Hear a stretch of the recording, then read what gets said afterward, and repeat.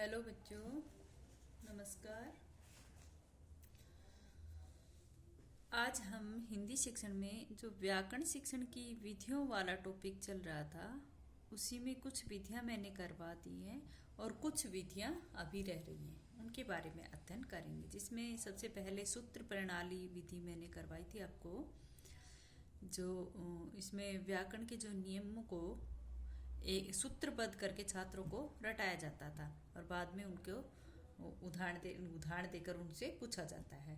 जैसे कल मैंने आपको बताया था कि जैसे संज्ञा पढ़ानी है तो संज्ञा की परिभाषाएं हम बच्चों को बताएंगे कि किसी व्यक्ति, स्थान या वस्तु के नाम को संज्ञा कहते हैं। इसके बाद कुछ वाक्य लिखकर या बोलकर हम उसमें से संज्ञा को छटवाने के लिए बच्चों को कहेंगे कि इसमें से संज्ञा कौन कौन सी।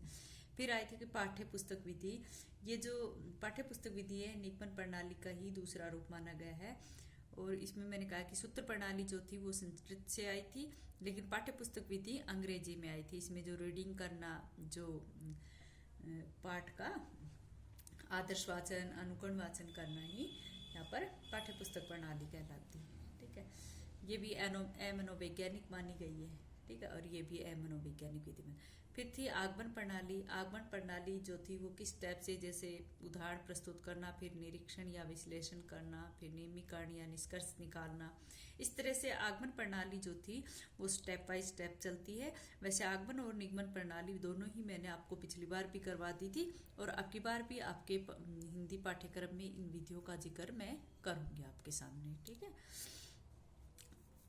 तो इसके बाद जो चौथी विधि थी व्याकरण शिक्षण की, वो थी विश्लेषणात्मक पद्धति। क्या है? विश्लेषणात्मक।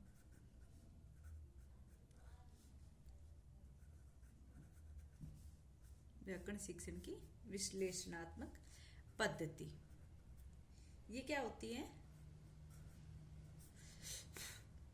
विश्लेषणात्मक पद्धति जो है, इसको हम आगमन और निगमन भी कह सकते हैं।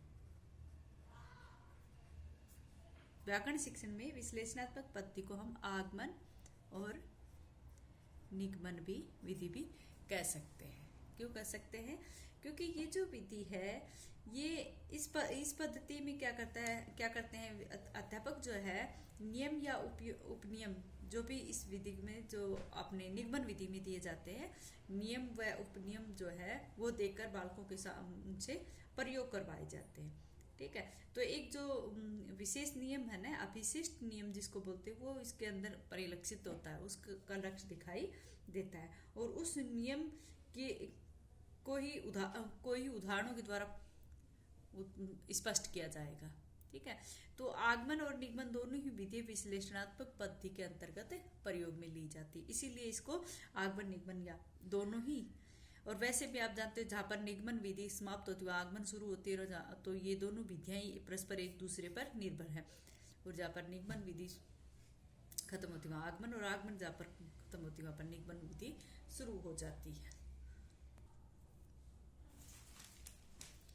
तो कहने का भाव यह है कि जहाँ पर आगमन और निगमन विधि दोनों विधियों के माध्यम से बालक को भाषा शिक्षण करवाया जाता है, तो वो व्याकरण की विश्लेषणात्मक पद्धति होती है। और ये जो इसको आगमन निगमनात्मक पद्धति क्यों कहा गया है? क्योंकि इसमें पहले नियम बता दिए जाते हैं और फिर उदाहरण प्रयोग करके खोजने के लिए प्रोत्साहित किया जाता है बच्चों को। उदाहरणों का प्रयोग करके बालकों को खोजने के लिए प्रोत्साहित किया जाता है, इसलिए इसको आगमन निगमनात्मक विधि भी पद्धति भी कहा जाता है। ठीक है, नेक्स्ट जो विधि इसके अंतर्गत है व्याकरण शिक्षण के अंतर्गत, वो है पांचवी विधि आपकी भाषा सहस्रंग विधि। ये आपकी जो रचना शिक्षण थी उसमें भी आई थी भाषा सहस्रंग विधि।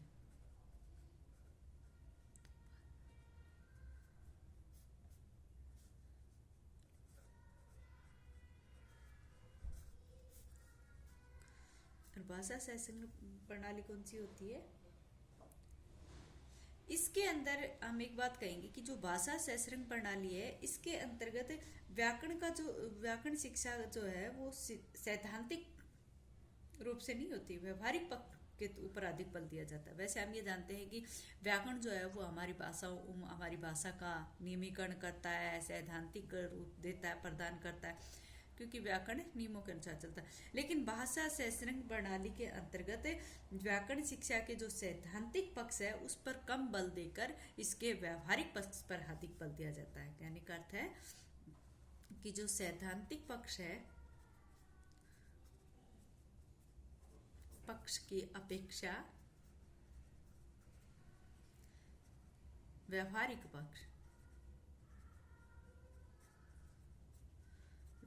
पक्ष को अधिक महत्व दिया जाता है।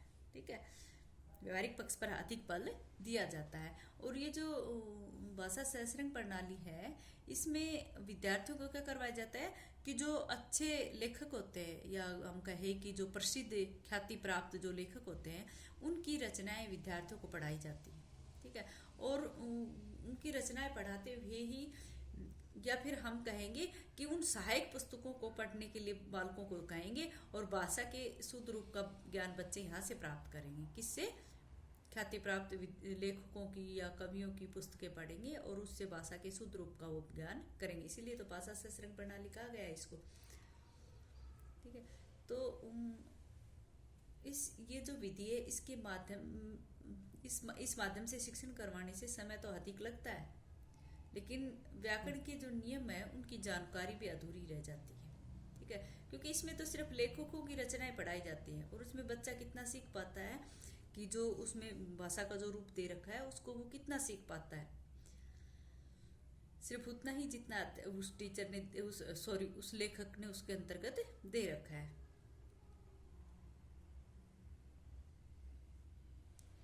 इसलिए माना जाता है कि जो भाषा सहस्रांग प्रणाली है वो व्याकरण शिक्षण की एक उपयोगी प्रणाली होने के बाद भी ये अपूर्ण ही मानी जाती है।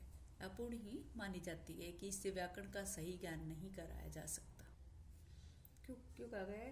क्योंकि इससे बच्चे को भाषा का ज्ञान तो हो सकता है, भाषा सहस्रांग प्रणाली से भाषा का ज्ञान तो हो सकता है, लेकिन व्याकरण का नहीं हो सकता। ठीक है, तो ये एक प्रकार से है तो मनोवैज्ञानिक प्रणाली, लेकिन ये अपने आप में अपूर्ण मानी गई है। क्योंकि एक तो इसमें बच्चा अगर इस भाषा सहस्रांग प्रणाली से अगर व्याकरण सीखता है तो उसमें समय भी अधिक लगता है, और ये जो ये सिर्फ भाषा की शिक्षा दे सकता है, व्याकरण की शिक्षा नहीं दे पाता है। बालक सिर्फ शुद्ध अशुद्ध का सही निर्णय यहाँ पर नहीं ले पाता है। ठीक है,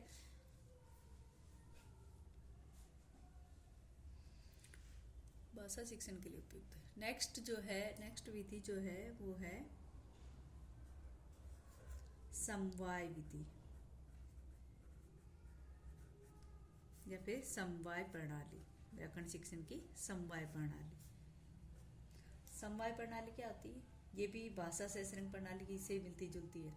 इसमें व्याकरण की जो शिक्षा है वो अलग से देने की आवश्यकता नहीं आती, बल्कि रचना शिक्षण हो या गद्य शिक्षण हो, समवाय में भी क्या है, भाषा सहस्रांग की तरह या तो किसी रचना शिक्षण में, या तो किसी रचना शिक्षण या फिर किसी गद्य शिक्षण के माध्यम। इसमें भी बालक को कोई रचना या कोई गद्य, कहानी, कथा, निबंध जो है वो पढ़ाया जाता है। ठीक है, गद्य शिक्षण के साथ ही इस समवाय प्रणाली मतलब कि व्याकरण की शिक्षा दी जाती है। इसमें या तो प्रसंग, कोई ऐसा प्रसंग आ जाए, या फिर उस रचना में कोई व्याकरण से संबंधित कोई अवसरानुकूल व्याकरण की शिक्षा स्पष्ट हो जाए। जैसे किसी रचना को पढ़ते पढ़ते हम कहेंगे कि शब्द शिक्षण, वर्तनी शिक्षण या उच्चारण शिक्षण या वाक्य रचना शिक्षण आदि क्या है। इसमें व्याकरणों के नियमों का कि सिर्फ कोई प्रसंग आ गया तो ही हम वहाँ पर बालकों को सिखा पाएंगे।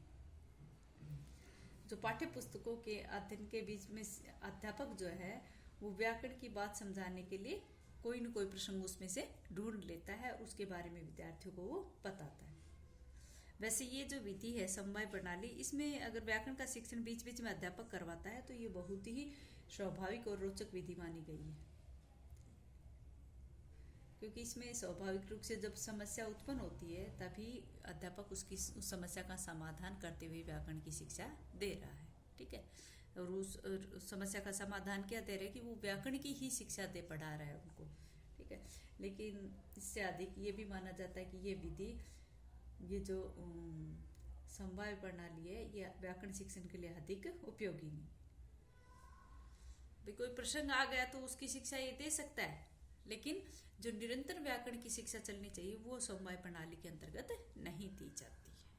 ठीक है। और ये भी माना जाता है कि जैसे भाई रचना या कोई भी गद्य पाठ पढ़ाते पढ़ाते बीच में व्याकरण का अगर हम वहाँ पर जिक्र करेंगे तो जो उस शीर्षक का उसका जो उद्देश्य है वो वहाँ पर गौण हो जाता है। नेक्स्ट है सहयोग प्रणाली। ये भी इसी की तरह सहयोग प्रणाली भी, यानी कि गद्य रचना या पद्य रचना के साथ साथ व्याकरण की शिक्षा देना। इस प्रणाली में व्याकरण शिक्षण की जो हिंदी के अन्य विधियों को के साथ साथ पढ़ाया जा सकता है। सह संबंधित इसीलिए कहा गया सहयोग या सह संबंध। ठीक है, इसलिए इसे सहयोगी प्रणाली कहा गया। व्याकरण के अन्य विधियों के साथ साथ ही शिक्षण करवाया जा रहा है। इसमें भी अनेक प्रकार के पाठों के साथ साथ व्याकरण का पाठ प्रस्तुत किया जाता है। ठीक है। अच्छा बच्चों, आज इतना ही, आगे कल का।